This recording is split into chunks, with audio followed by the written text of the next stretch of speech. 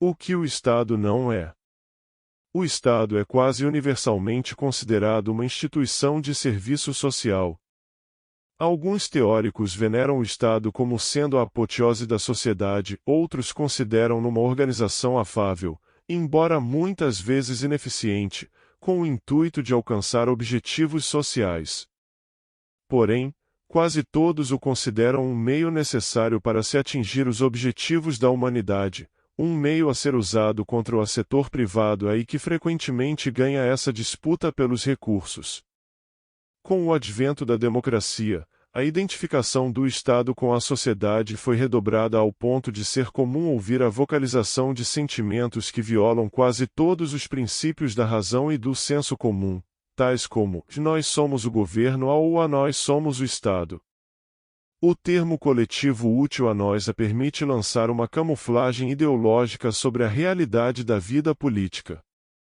Se a nós somos o Estado, então qualquer coisa que o Estado faça a um indivíduo é não somente justo e não tirânico, como também é voluntário da parte do respectivo indivíduo. Se o Estado incorre numa dívida pública que tem de ser paga através da cobrança de impostos sobre um grupo para benefício de outro, a realidade deste fardo é obscurecida pela afirmação de que a devemos a nós mesmos, ou a nossa dívida tem de ser paga, se o Estado recruta um homem, ou o põe na prisão por opinião dissidente, então ele está fazendo isso a si mesmo, aí, como tal, não ocorreu nada de lamentável. Nesta mesma linha de raciocínio, os judeus assassinados pelo governo nazista não foram mortos, pelo contrário, devem ter acometido suicídio, uma vez que eles eram o governo, que foi eleito democraticamente e, como tal, qualquer coisa que o governo lhes tenha feito foi voluntário da sua parte. Não seria necessário insistir mais neste ponto, no entanto, a esmagadora maioria das pessoas aceita esta ideia enganosa em maior ou menor grau. Devemos, portanto, enfatizar a ideia de que a nós não somos o Estado, o governo não somos a nós. O Estado não a representa de nenhuma forma concreta a maioria das pessoas. Mas, mesmo que o fizesse, mesmo que 70% das pessoas decidissem assassinar os restantes 30%, isso ainda assim seria um homicídio em massa e não um suicídio voluntário por parte da minoria assassinada. Não se pode permitir que nenhuma metáfora organicista, nenhuma banalidade irrelevante, obscureça este fato essencial. Se, então, o Estado não somos a nós, se ele não é a família humana se reunindo para decidir sobre os problemas mútuos, se ele não é uma reunião fraterna ou clube social, o que é afinal? Em poucas palavras, o Estado é a organização social que visa manter o monopólio do uso da força e da violência em uma determinada área territorial, especificamente, é a única organização da sociedade que obtém a sua receita não pela contribuição voluntária ou pelo pagamento de serviços fornecidos, mas sim por meio da coerção. Enquanto os outros indivíduos ou instituições obtêm o seu rendimento por meio da produção de bens e serviços e da venda voluntária e pacífica desses bens e serviços ao próximo, o Estado obtém o seu rendimento através do uso da coerção, isto é, pelo uso e pela ameaça de prisão e pelo uso das armas. Após usar a força e a violência para obter a sua receita, o Estado geralmente passa a regular e a ditar as outras ações dos seus súditos. Poderíamos pensar que a simples observação de todos os estados ao longo da história e de todo o globo seria prova suficiente para esta afirmação, mas o miasma do mito incrustou-se na atividade do Estado há tanto tempo, que se torna necessária uma elaboração. O que o Estado é?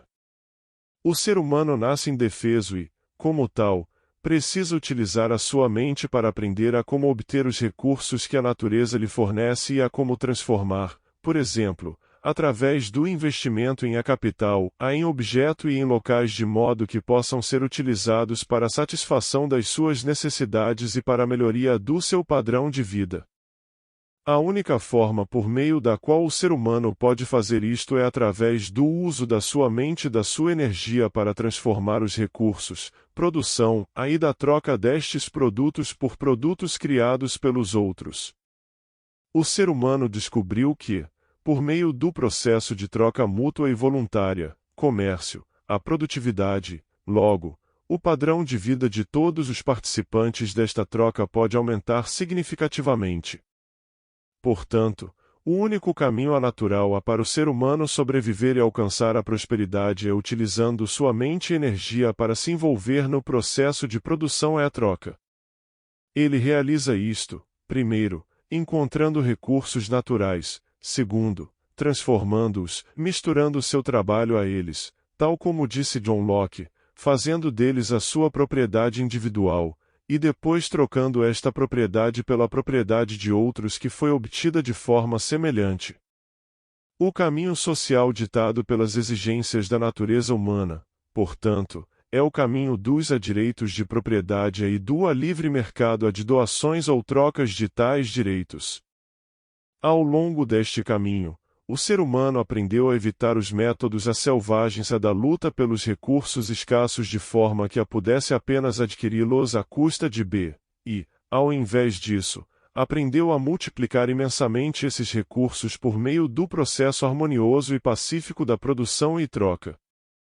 O grande sociólogo alemão Franz Oppenheimer apontou para o fato que existem duas formas mutuamente exclusivas de adquirir riqueza, e a primeira, a forma referida acima, de produção e troca, ele chamou de meio econômico. A outra forma é mais simples, enquanto não requer produtividade, é a forma em que se confisca os bens e serviços do outro através do uso da força e da violência. É o método do confisco unilateral, do roubo da propriedade dos outros.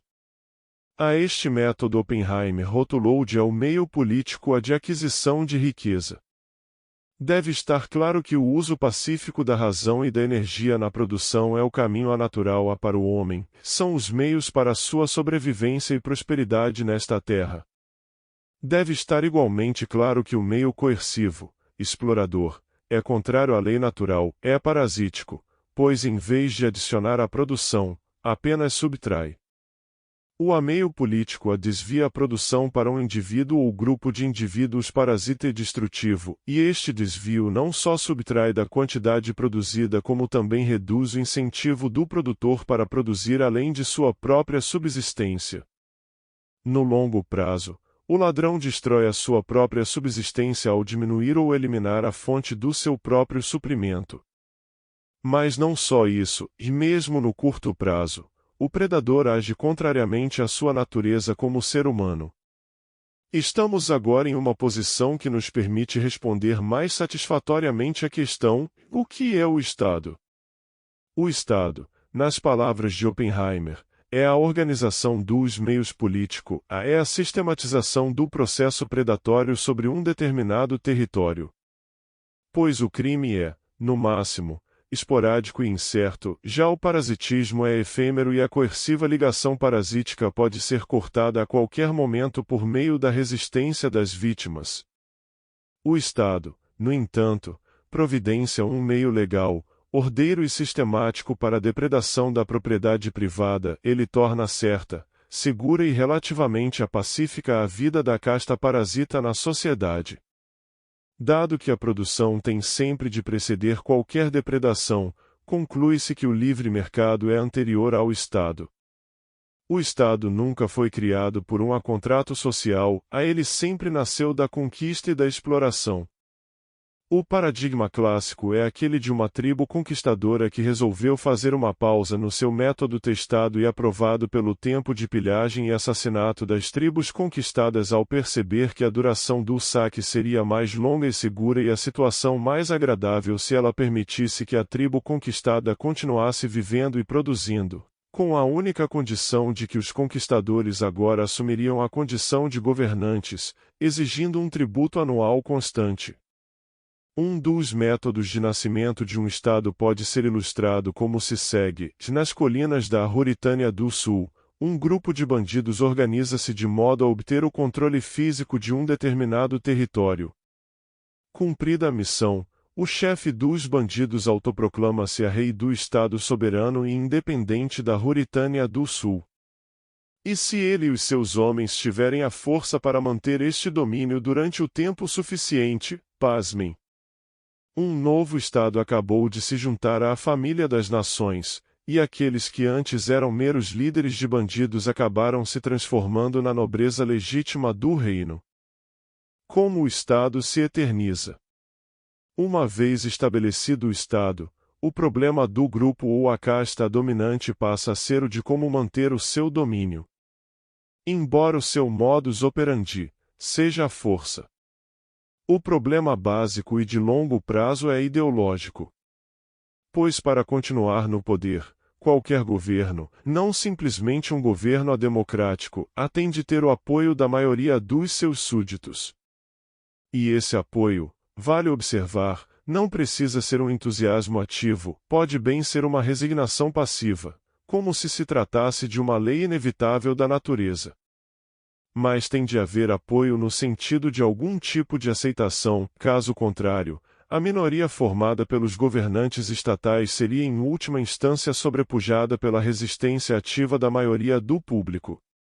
Uma vez que a depredação tem necessariamente de ser mantida por um excedente da produção, é um fato necessariamente verdadeiro que a classe que constitui o Estado, a burocracia estabelecida, e a nobreza, tem de ser uma pequena fração minoritária no território, embora possa, claro, comprar aliados entre os grupos importantes da população. Como tal, a principal tarefa dos governantes é sempre a de assegurar a aceitação ativa ou resignada da maioria dos cidadãos. Claro que um dos métodos para assegurar o apoio é por meio da criação de interesses econômicos legalmente garantidos. Como tal, o rei sozinho não pode governar, ele precisa de um grupo considerável de seguidores que desfrutem os privilégios do domínio, por exemplo, os membros do aparato estatal, como a burocracia em tempo integral ou a nobreza estabelecida. Mas ainda assim isto assegura apenas uma minoria de apoiadores fervorosos, e até a compra essencial de apoio por meio de subsídios e outras concessões de privilégios não é suficiente para obter o consentimento da maioria. Para produzir esta aceitação crucial, a maioria tem de ser persuadida por uma ideologia de que o seu governo é bom, sábio e, pelo menos, inevitável e certamente melhor do que outras possíveis alternativas. A promoção desta ideologia entre o povo é a tarefa social vital dos intelectuais. Pois as massas não criam as suas próprias ideias, ou sequer pensam de maneira independente sobre estas ideias, elas seguem passivamente as ideias adotadas e disseminadas pelo grupo de intelectuais. Os intelectuais são, por isso, os formadores de opinião da sociedade. E dado que é precisamente de uma modelagem da opinião aquilo de que o Estado desesperadamente precisa, a razão da milenar aliança entre o Estado e os intelectuais torna-se clara. É evidente que o Estado precisa de intelectuais, mas não, é algo tão evidente porque os intelectuais precisam do Estado. Posto de forma simples, podemos afirmar que o sustento do intelectual no livre mercado nunca é algo garantido, pois o intelectual tem de depender dos valores e das escolhas das massas dos seus concidadãos, e é uma característica indelével das massas o fato de serem geralmente desinteressadas de assuntos intelectuais. O Estado, por outro lado, está disposto a oferecer aos intelectuais um nicho seguro e permanente no seio do aparato estatal e, consequentemente, um rendimento certo e um arsenal de prestígios. E os intelectuais serão generosamente recompensados pela importante função que executam para os governantes do Estado, grupo ao qual eles agora pertencem. A aliança entre o Estado e os intelectuais ficou simbolizada, no século XIX, no desejo ardente dos professores da Universidade de Berlim em formar o apoio intelectual da Casa de Hohenzollern. Já no século XX, podemos observar o comentário revelador feito por um eminente acadêmico marxista sobre o estudo crítico do antigo despotismo oriental realizado pelo professor Wittfogel. A civilização que o professor Wittfogel ataca tão veemente foi uma civilização que colocou poetas e eruditos no funcionalismo público. Dentre inúmeros exemplos, podemos citar o desenvolvimento recente da ciência da estratégia a serviço do principal braço governamental no uso da violência, o aparelho militar. Outra venerável instituição é a do historiador oficial ou o historiadora da corte, dedicada a difundir a visão dos governantes acerca das suas ações e das dos seus predecessores. Muitos e variados são os argumentos por meio dos quais o Estado e seus intelectuais induzem os seus súditos a apoiar o seu domínio. As linhas de argumento podem ser basicamente resumidas desta forma. Os governantes estatais são homens sábios e grandiosos, governam por a decreto divino, são a aristocracia dos homens, são as cientistas especialistas. Muito melhores e mais sábios do que os seus bons, porém simplórios, súditos, e, b. A subjugação pelo governo é inevitável, absolutamente necessária e de longe melhor do que os males indescritíveis que sucederiam à sua queda. A união entre Igreja e Estado foi um dos mais bem-sucedidos e mais antigos destes mecanismos ideológicos. O governante ou era ungido por Deus, ou era ele mesmo, no caso do domínio absoluto de muitos déspotas orientais, o próprio Deus, como tal, qualquer resistência ao seu domínio seria blasfêmia. Os sacerdotes do Estado cumpriam a função intelectual básica de obter o apoio popular e até a adoração aos governantes. Outro mecanismo bem-sucedido foi o de instaurar o medo acerca de quaisquer sistemas alternativos de governo ou não governo. Os governantes atuais, alegava-se, fornecem aos cidadãos um serviço essencial pelo qual devem estar muito gratos, a proteção contra criminosos e saqueadores esporádicos. Pois para o Estado preservar seu próprio monopólio predatório, ele realmente deve garantir que o crime privado e não sistemático seja mantido num grau mínimo. O Estado sempre zelou ciosamente pela sua própria preservação. Nos séculos mais recentes, o Estado tem sido especialmente bem-sucedido em fomentar o medo acerca de outros governantes estatais. Dado que a área territorial do globo tem sido parcelada entre estados específicos, uma das doutrinas essenciais do Estado foi a de se identificar com o território que domina. Uma vez que a maioria das pessoas tende a amar a sua terra natal, a identificação dessa terra e do seu povo com o Estado foi um meio de usar o patriotismo natural para benefício do próprio Estado. Se a Ruritânia estivesse sendo atacada pela Moldávia, a primeira função do Estado e dos seus intelectuais seria convencer as pessoas da Ruritânia que o ataque era dirigido a eles e não apenas à casta dominante. Desta forma, uma guerra entre governantes seria transformada numa guerra entre povos, em que a massa dos indivíduos agiria em defesa dos seus governantes sob a falsa crença de que os governantes estariam agindo em defesa de seus indivíduos. Este apelo ao nacionalismo tem sido útil, no Ocidente, apenas em séculos mais recentes, não há muito tempo, a massa de súditos olhava para as guerras como batalhas irrelevantes entre diversos grupos de nobres. São muitas e sutis as armas ideológicas que o Estado tem manejado através dos séculos. Uma destas excelentes armas tem sido a tradição.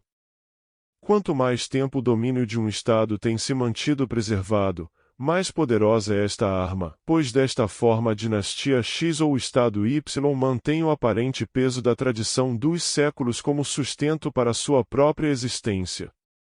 A adoração aos antepassados passa então a ser uma forma não muito sutil de adoração aos antigos governantes.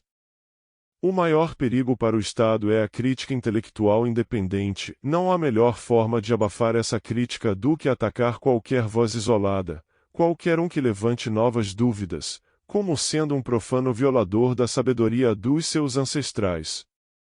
Outra potente força ideológica é desaprovar e rebaixar o indivíduo e exaltar a coletividade da sociedade.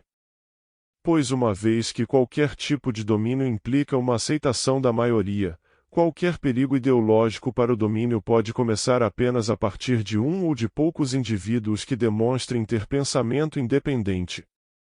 A ideia nova, e principalmente a ideia nova e crítica, só pode ter início como uma pequena opinião minoritária. Como tal, o Estado tem de cortar a ideia pela raiz, ridicularizando qualquer ponto de vista que desafie a opinião das massas. Dê ouvido apenas aos seus irmãos ou haja conforme a sociedade tornam-se assim as armas para esmagar a dissensão individual. Através destes meios, as massas nunca vão descobrir o rei está nu. É também muito importante que o Estado faça parecer que o seu domínio é inevitável, mesmo que o seu reinado seja detestado, ele será assim visto com resignação passiva, tal como atesta o dito sobre a inevitabilidade da morte dos impostos. Um método é o da indução do determinismo historiográfico, em oposição ao livre-arbítrio individual. Se a dinastia X nos governa, é porque as inexoráveis leis da história, ou a vontade divina, ou o absoluto, ou as forças materiais produtivas, assim determinaram, e nada que uns indivíduos insignificantes possam fazer, conseguirá alterar este decreto inevitável. É também importante para o Estado inculcar nos seus súditos uma aversão a qualquer teoria da conspiração da história, pois uma busca por conspirações significa uma busca por motivos e uma atribuição de responsabilidade por delitos históricos. Se, contudo, qualquer tirania imposta pelo Estado, ou corrupção, ou agressão militar, foi causada não pelos governantes estatais, mas sim por forças sociais misteriosas e ocultas, ou pelo arranjo imperfeito do mundo, ou, se de alguma forma, todos foram responsáveis, então não há nenhuma razão para as pessoas ficarem indignadas ou se insurgirem contra tais delitos. Ademais, um ataque às teorias da conspiração avisa fazer com que os súditos se tornem mais crédulos em relação às razões de bem-estar geral a que são sempre apresentadas pelo Estado como justificativa para os seus atos despóticos. Uma teoria da conspiração pode perturbar o sistema ao fazer com que o público desconfie da propaganda ideológica do Estado. Outro velho e eficaz método para curvar os súditos à vontade do Estado é a indução da culpa. Qualquer aumento do bem-estar privado pode ser atacado como a ganância inaceitável, materialismo ou a riqueza excessiva, o lucro pode ser atacado como a exploração e a agiotagem, as trocas mutuamente benéficas são denunciadas como egoístas, chegando-se sempre, de alguma forma, à conclusão de que mais recursos devem ser retirados do setor privado e desviados para o setor público. A culpa induzida torna o público mais suscetível a aceitar esta transferência.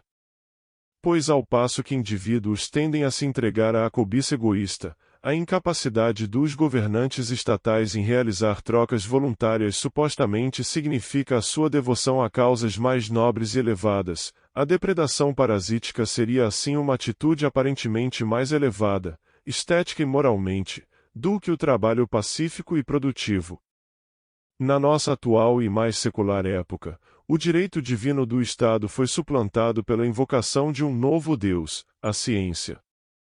O governo estatal é agora proclamado como ultracientífico, como constituído por um painel de especialistas.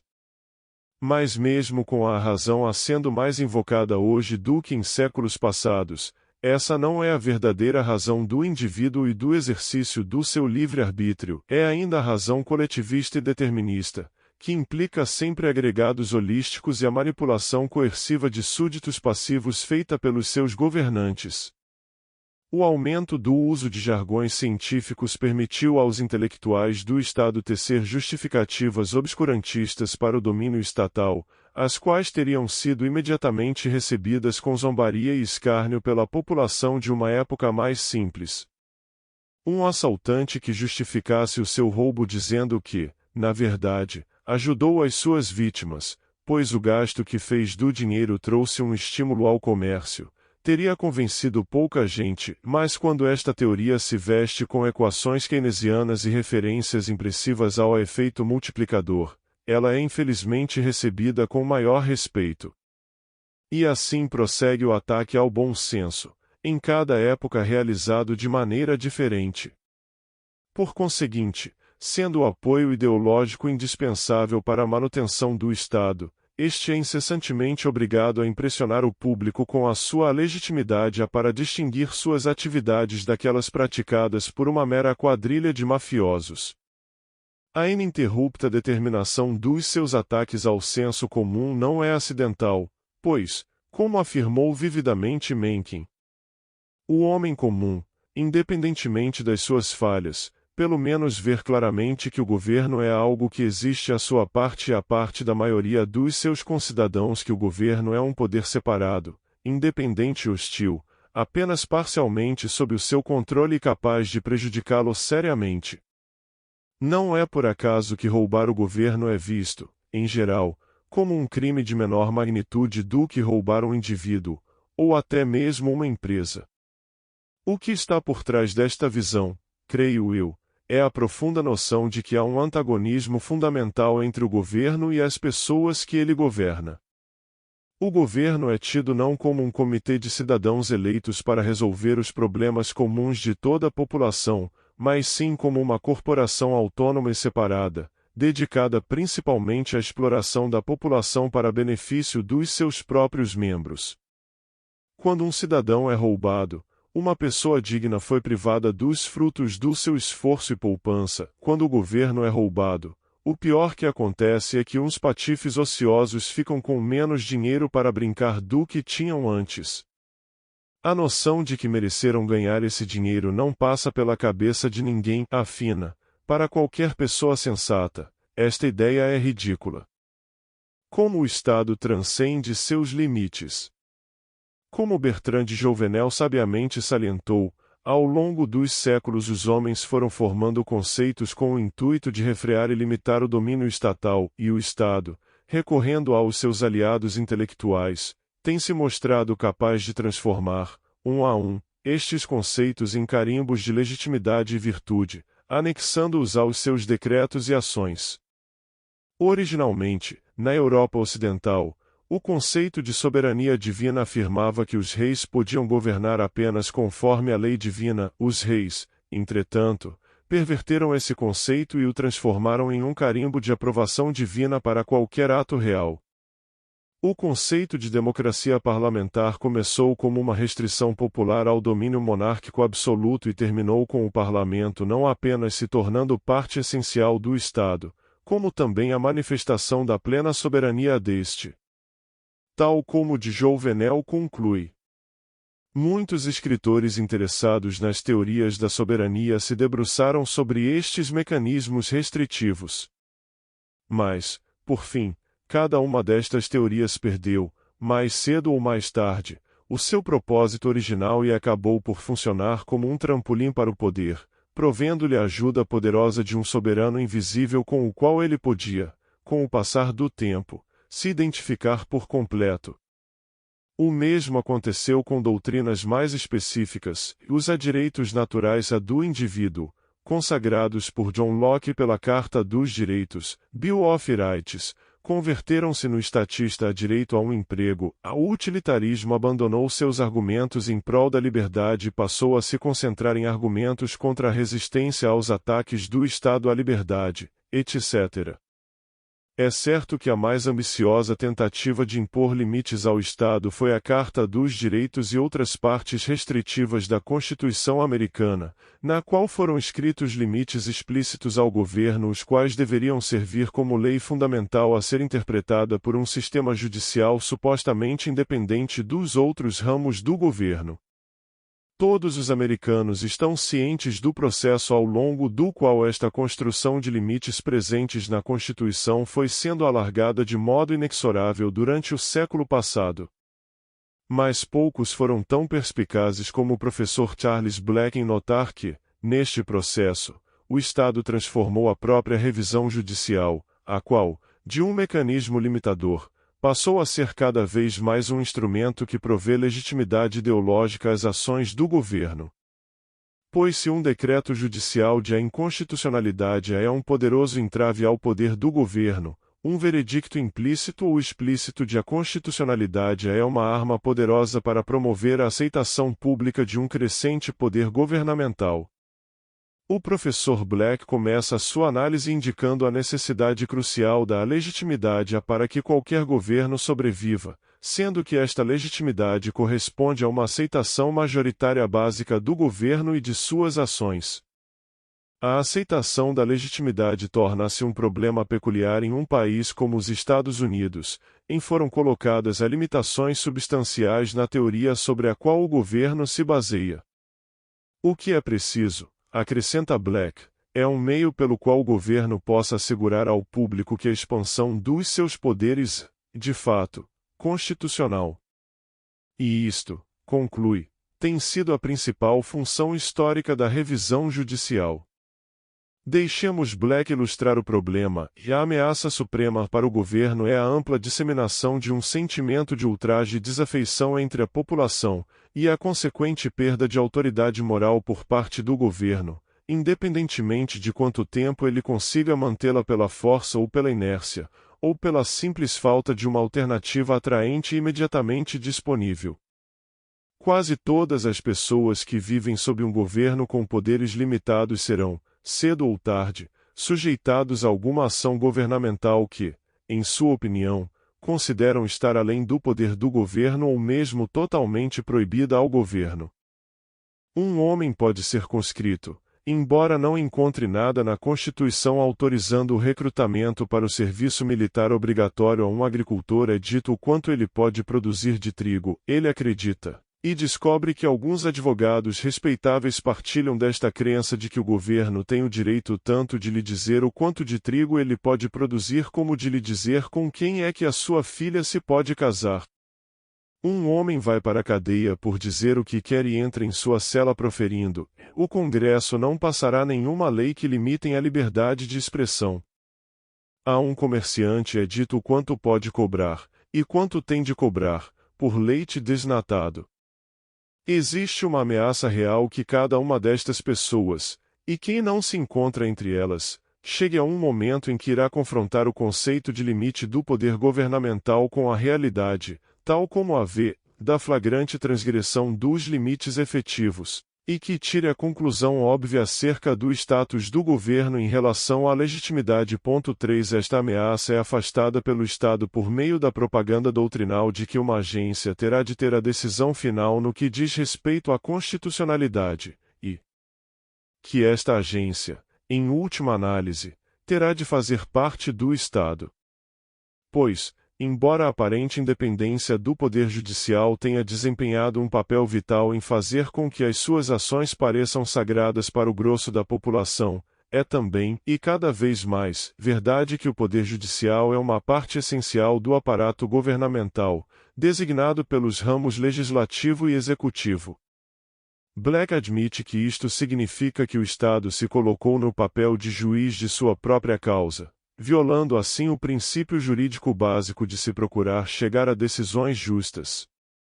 Ele nega peremptoriamente a possibilidade de qualquer alternativa.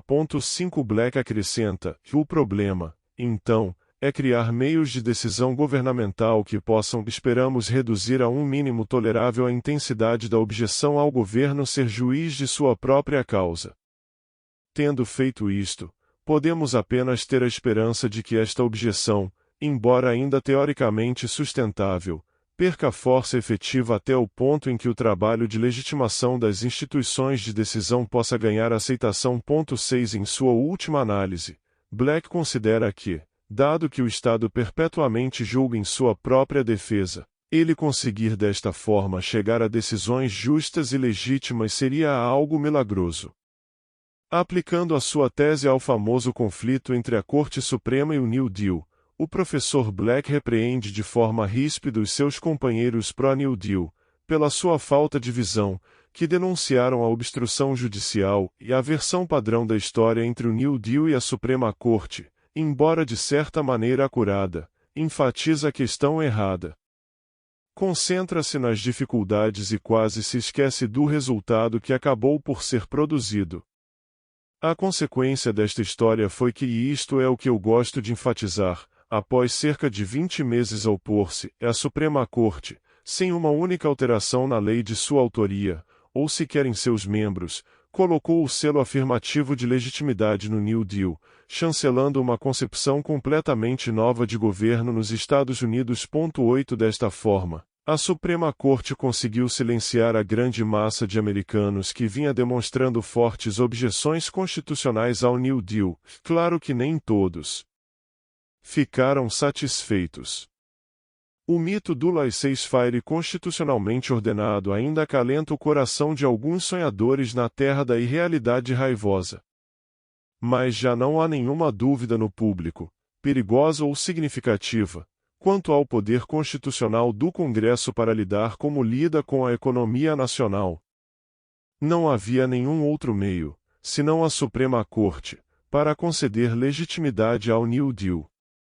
9. Como Black reconhece, um dos maiores teóricos políticos que constatou, e muito antes que outros, a brecha flagrante em fazer com que um limite constitucional ao governo esteja sob o poder de interpretação final da Suprema Corte foi John C. Calhoun. Calhoun não se contentou com o amilagre, e prosseguiu com uma profunda análise do problema constitucional. No seu trabalho intitulado Disquisition, Calhoun demonstrou a tendência inerente do Estado a ultrapassar os limites de uma Constituição, e uma Constituição escrita certamente possui muitas vantagens importantes, mas é um erro crasso supor que a mera inserção de provisões para restringir e limitar o poder do governo, sem dotar aqueles para quem as provisões são inseridas com os meios para impor o seu cumprimento, itálicos meus será suficiente para prevenir que os partidos maiores e dominantes abusem dos seus poderes. Uma vez na posse do governo, os partidos, pela mesma natureza humana que justifica a necessidade de um governo para proteger a sociedade, serão a favor dos poderes concedidos pela Constituição e opor-se às restrições que visam limitá-los.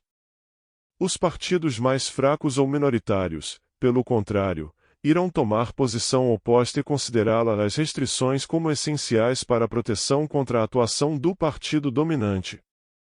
Mas visto não haver meios pelos quais eles possam levar o partido maior a obedecer às restrições, o único recurso que sobra será o de manter uma interpretação estrita da Constituição.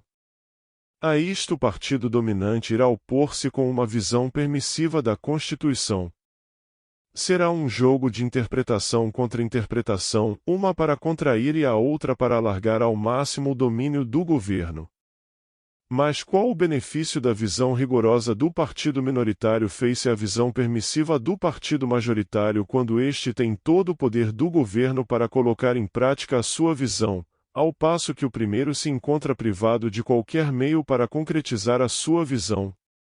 Em uma disputa tão desigual, o resultado não será difícil de prever. O partido a favor das restrições será derrotado. O final da disputa será a subversão da Constituição, as restrições serão por fim anuladas e o governo será convertido em um governo com poderes ilimitados. 10 Um dos poucos cientistas políticos que valorizou a análise de Calhoun foi o professor J. Allen Smith. Smith notou que a Constituição foi concebida com um sistema de pesos e contrapesos para limitar qualquer poder governamental, contudo, foi criada uma Suprema Corte com o monopólio sobre o poder final de interpretação. Se o governo federal foi criado para limitar as invasões da liberdade individual por parte de cada estado, quem é que limita o poder federal? Smith sustenta que, implícita na ideia de um sistema de pesos e contrapesos da Constituição, está a concomitante visão de que não se pode conceder a nenhum ramo do governo poder final de interpretação. O povo assumiu que ao novo governo não seria permitido determinar os limites da sua própria autoridade, uma vez que isto tornaria o próprio governo, e não Constituição, Supremo. 11 A solução proposta por Calhoun, e apoiada, no século XX, por escritores como Smith, foi, claro, a famosa doutrina da maioria concomitante. Se qualquer interesse minoritário substancial, especificamente um governo estadual, acreditasse que o governo federal estivesse excedendo seus poderes e sobrepondo-se a esta minoria, a minoria teria o direito de veto deste exercício de poder baseando-se na sua inconstitucionalidade. Aplicado aos governos estaduais, esta teoria implicava o direito à anulação da lei ou decisão federal dentro da jurisdição de um determinado estado. Teoricamente, o sistema constitucional resultante assegurava que o governo federal colocasse entraves a qualquer invasão dos estados aos direitos individuais, ao passo que os estados restringiriam o poder federal excessivo sobre o indivíduo. No entanto, embora as limitações fossem naquela época mais eficazes do que são atualmente, há muitas dificuldades e problemas na solução de Calhoun. Se, de fato, um interesse subordinado deve legitimamente poder veto sobre um assunto que lhe diz respeito, por que parar nos estados? Por que não colocar o poder de veto nos municípios, nas cidades, nos bairros? Além disso, os interesses não são apenas regionais, mas também profissionais, sociais, etc. E quanto aos padeiros ou os taxistas, ou qualquer outra profissão? Não deveriam eles poder vetar qualquer legislação que afete suas próprias vidas? Isto nos leva a um ponto crucial, e a teoria da anulação confina suas restrições às próprias agências do governo. Não esqueçamos que os governos federal e estaduais, e os seus respectivos ramos, são ainda estados, e, como tal, são ainda guiados pelo seu interesse estatal próprio e não pelos interesses dos cidadãos civis. O que impede que o sistema de Calhoun funcione de forma contrária, com os estados tiranizando os seus cidadãos e vetando o governo federal sempre que este tente intervir no sentido de restringir essa tirania? Ou de os estados estaduais se alinharem à tirania federal? O que impede os governos estaduais e o governo federal de formarem alianças mutuamente lucrativas para explorarem em conjunto os cidadãos? E mesmo que as associações profissionais privadas ganhassem algum tipo de representação funcional no governo, o que impediria que elas utilizassem o Estado para obter subsídios e outros privilégios para si mesmas ou para se imporem compulsivamente aos seus próprios membros? Em resumo, Calhoun não leva a sua inovadora teoria da concordância suficientemente longe, ele não a leva até ao próprio indivíduo. Se, afinal, são os direitos do indivíduo que devem ser protegidos, então uma teoria da concordância implicaria que o poder de veto pertencesse a cada indivíduo, ou seja, uma forma de a princípio da unanimidade. Quando Calhoun escreveu que seria impossível instituir ou manter um governo sem o consentimento de todos, ele estava implicitamente, ainda que não intencionalmente, sugerindo justamente esta conclusão.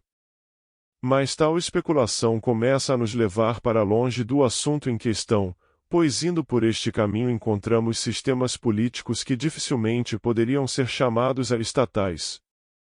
Para começar, assim como o direito de anulação de um Estado implica logicamente o seu direito à secessão, também o direito de anulação individual implicaria o direito de qualquer indivíduo se a separar do Estado sob o qual vive. Portanto, o Estado tem invariavelmente demonstrado um talento exímio para a expansão dos seus poderes para além de quaisquer limites que possam lhe ser impostos. Uma vez que o Estado sobrevive necessariamente do confisco compulsório do capital privado, e uma vez que a sua expansão envolve necessariamente uma incursão crescente sobre indivíduos e empresas privadas, é imperativo afirmar que o Estado é uma instituição profunda e inerentemente anticapitalista. Em certo sentido, a nossa posição é o inverso da máxima marxista que diz que o Estado é atualmente o comitê executivo da classe dominante, supostamente os capitalistas. Ao contrário, o Estado, a organização dos meios políticos é constituído pela e é a fonte da classe dominante, ou melhor, casta dominante, e está em permanente oposição ao capital genuinamente privado. Podemos, portanto, concordar com Jouvenel, e há apenas aqueles que nada sabem sobre outras épocas senão a sua, que estão completamente às escuras quanto ao modo de funcionamento do poder desde há milhares de anos, verão estes procedimentos de estatização, imposto de renda, etc. como fruto de um conjunto particular de doutrinas. Estas são, na realidade, as manifestações normais do poder, e em nada diferem na sua natureza em relação aos confiscos dos mosteiros realizados por Henrique VIII. É o mesmo princípio em operação, o apetite por autoridade, a sede por recursos, e nestas operações estão presentes as mesmas características, inclusive o rápido crescimento daqueles que dividem os espólios. Seja socialista ou não, o poder tem sempre de estar em guerra com as autoridades capitalistas e despojar os capitalistas da sua riqueza acumulada. Ao fazê-lo, obedece às leis da própria natureza. Como os estados se relacionam entre si? Uma vez que a área territorial do planeta se encontra dividida entre diferentes estados, as relações interestatais ocupam uma grande parte do tempo e da energia do estado. A tendência natural de um estado é expandir o seu poder e, externamente, essa expansão dá-se através da conquista de territórios. Exceto caso o território não pertença a outro estado ou que seja inabitado, qualquer expansão envolve um conflito inerente de interesses entre dois grupos distintos de governantes estatais. Apenas um dos grupos de governantes pode obter o monopólio da coerção sobre um dado território em um determinado momento. O poder completo sobre uma área territorial pelo Estado X pode apenas ser ganho pela expulsão do Estado Y. A guerra, embora com riscos, será uma tendência perene entre os Estados, com períodos pontuais de paz e de alterações de alianças e coalizões entre Estados. As tentativas internas ou adomésticas para limitar o Estado, entre o século XVII e o século XIX, alcançaram a sua forma mais notável no constitucionalismo. A sua contrapartida externa, ou das relações internacionais, foi o desenvolvimento do direito internacional, especialmente nas suas formas de leis de guerra e a neutralidade em guerra. Algumas partes do direito internacional eram, na sua origem, puramente privadas, tendo sido desenvolvidas pela necessidade de os mercadores e comerciantes de proteger a sua propriedade e deliberar contendas. Temos como exemplos a Lei do Almirantado, Direito Marítimo, e a Lex Mercatoria. Mas até as regras governamentais surgiram voluntariamente sem nunca terem sido impostas por qualquer superestado. O objetivo das leis de guerra era limitar a destruição interestatal ao próprio para todo o Estado, preservando assim o público a civil a inocente da matança e devastação da guerra. O objetivo do desenvolvimento do direito à neutralidade era o de preservar o comércio internacional civil-privado, mesmo entre países inimigos, do ataque por parte de um dos lados em guerra. O objetivo mais abrangente, portanto, era limitar a âmbito de qualquer guerra e, especificamente, o de limitar o seu impacto destrutivo sobre os cidadãos dos países neutros e até dos países em guerra. O jurista F.J.P. Viale descreve graciosamente uma dessas guerras civilizadas que floresceram por um breve período na Itália durante o século XV. Os burgueses ricos e os mercadores da Itália medieval estavam demasiado ocupados, ganhando dinheiro e aproveitando a vida para se comprometerem pessoalmente com as durezas e os perigos da guerra. Por isso adotaram a prática de contratar mercenários para lutar suas guerras por eles, e sendo frugais, pessoas de negócio, dispensavam os seus mercenários assim que os seus serviços se tornavam desnecessários. As guerras eram, portanto, lutadas por exércitos contratados para cada empreitada. Pela primeira vez, ser soldado tornou-se uma profissão razoável e relativamente segura. Os generais desse período manobravam uns contra os outros, frequentemente com grande perícia, mas quando um obtinha uma posição de vantagem, o seu oponente fugia ou rendia-se. Era uma regra aceita e reconhecida que uma cidade só podia ser saqueada se oferecesse resistência, e a imunidade, podendo sempre ser adquirida por meio do pagamento de um resgate. Uma das consequências naturais era que nunca nenhuma cidade oferecia resistência, sendo óbvio que um governo demasiado fraco para defender os seus cidadãos não mereciam a sua lealdade. Os civis tinham pouco a temer dos perigos da guerra, que dizia respeito apenas aos soldados profissionais.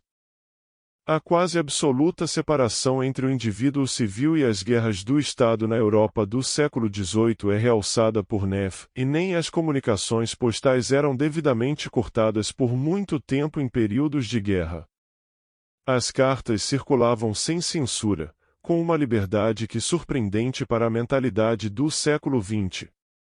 Os cidadãos de duas nações em guerra conversavam entre si quando se encontravam e, quando não se encontravam, correspondiam-se, não como inimigos, mas como amigos. A noção moderna de que os súditos de um país inimigo são parcialmente responsáveis pelos atos beligerantes dos seus governantes era praticamente inexistente.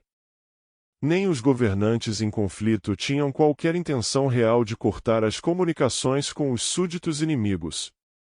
As antigas práticas inquisitoriais de espionagem relacionadas ao culto religioso e à fé estavam desaparecendo, e não se imaginava sequer qualquer prática comparável de inquisição em relação a comunicações políticas ou econômicas. O passaporte foi originalmente criado para prover uma imunidade oficial em tempo de guerra. Durante a maioria do século XVIII, raramente um europeu desistia das suas viagens a um país estrangeiro contra o qual o seu próprio estava em guerra. E sendo o comércio crescentemente reconhecido como benéfico para ambas as partes, os períodos de guerra no século XVIII incluíam também uma considerável quantidade de comércio com o inimigo. 4 Não é preciso nem entrar nos detalhes de quantos estados transcenderam as regras da guerra civilizada no século XX. Na era moderna da guerra total, combinada com a tecnologia de destruição, a própria ideia de manter a guerra limitada ao aparato estatal parece ainda mais antiquada e obsoleta do que a Constituição original dos Estados Unidos. Quando os estados não estão em guerra, acordos são frequentemente necessários para manter as desavenças ao mínimo. Uma doutrina que curiosamente ganhou uma grande aceitação é a suposta santidade dos tratados. Este conceito é visto como a contrapartida da santidade do contrato. Mas um tratado nada tem em comum com um contrato genuíno. Um contrato transfere, de forma definida, títulos sobre a propriedade privada. Uma vez que um governo não é o proprietário, em nenhum sentido legítimo, da sua área territorial, nenhum acordo que ele possa fazer irá conferir títulos de propriedade. Se, por exemplo, João vender ou doar a sua terra a José, o herdeiro de João não pode legitimamente ir até o herdeiro de José e dizer que a terra é sua. O título de propriedade já foi transferido. O contrato do velho João está automaticamente vinculado ao herdeiro de João, pois o velho João já havia transferido a propriedade de. O herdeiro de João pode apenas reivindicar aquilo que ele herdou do velho João, e o velho João pode apenas legar a propriedade que ainda lhe pertence. Mas se, em uma determinada data, o governo da, digamos, Ruritânia é coagido ou até mesmo subornado pelo governo da Moldávia para ceder parte do seu território, é absurdo afirmar que os governos ou os habitantes dos dois países estão para sempre impedidos de exigir a reunificação da Ruritânia devido à santidade do tratado. Nem as pessoas, nem a terra do noroeste da Ruritânia pertencem a qualquer um dos dois governos. Como corolário, um governo definitivamente não pode vincular, baseando-se em propriedades consideradas inalienáveis, um governo seguinte por meio de um tratado. Similarmente, um governo revolucionário que tenha derrubado o rei da Ruritânia não pode ser responsabilizado pelas ações e dívidas do rei, pois um governo não é, como é uma criança, um verdadeiro herdeiro da propriedade do seu predecessor. A história como uma batalha entre o poder estatal e o poder social. Assim como as duas inter-relações humanas básicas e mutuamente exclusivas são a cooperação pacífica ou a exploração coerciva, produção ou depredação, a história da humanidade, em particular a sua história econômica, também pode ser considerada uma disputa entre estes dois princípios. De um lado, existe a produtividade criativa, as trocas pacíficas e a cooperação; de outro, o despotismo coercivo e a depredação das relações sociais. Albert Jaynock apelidou estas duas forças concorrentes com os termos a poder social e a poder estatal. O poder social é o poder do homem sobre a natureza, sua transformação cooperativa dos recursos naturais e a compreensão racional das leis da natureza para o benefício de todos os indivíduos participantes. O poder social é o poder sobre a natureza, o alcançar de um melhor padrão de vida por meio da troca mútua entre os homens. Já o poder estatal, como vimos, é a apropriação coerciva e parasítica desta produção, uma drenagem dos frutos da sociedade para benefício de indivíduos não produtivos, na verdade, antiprodutivos, os quais se impõem como governantes. Ao passo que o poder social é exercido sobre a natureza, o poder estatal é o poder exercido sobre o homem. Ao longo da história, as forças criativas e produtivas do homem têm, repetidamente, aberto o caminho a novas formas de transformar a natureza para seu benefício. Isto ocorreu nos momentos em que o poder social conseguiu se manter à frente do poder estatal, momentos em que a invasão do Estado sobre a sociedade foi consideravelmente diminuída. Porém, sem exceção, após intervalos às vezes mais curtos, outras vezes mais longos, o Estado sempre se move em direção a essas novas áreas, para mais uma vez confiscar e debilitar o poder social. Se o período entre o século XVII e o século XIX foi, para muitos dos países ocidentais, uma época de crescimento do poder social com um consequente aumento da liberdade, da paz e do bem-estar material, o século XX foi principalmente uma era em que o poder estatal foi recuperando o poder que havia perdido com uma consequente reversão rumo à escravidão, à guerra e à destruição. Neste século, a espécie humana enfrenta, novamente, o reinado virulento do Estado agora armado com os frutos dos poderes criativos da humanidade, confiscados e adulterados para os seus próprios fins. Os últimos séculos foram tempos em que os homens tentaram colocar limites constitucionais ao Estado, apenas para concluírem, mais tarde, que tais limites, como todas as outras tentativas, fracassaram.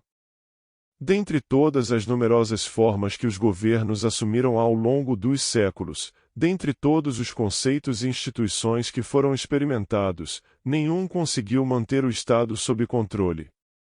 O problema do Estado evidentemente nunca esteve tão longe de ser resolvido como está atualmente. Talvez novos caminhos devam ser explorados em busca de soluções se realmente quisermos algum dia resolver de uma vez por todas a questão do Estado.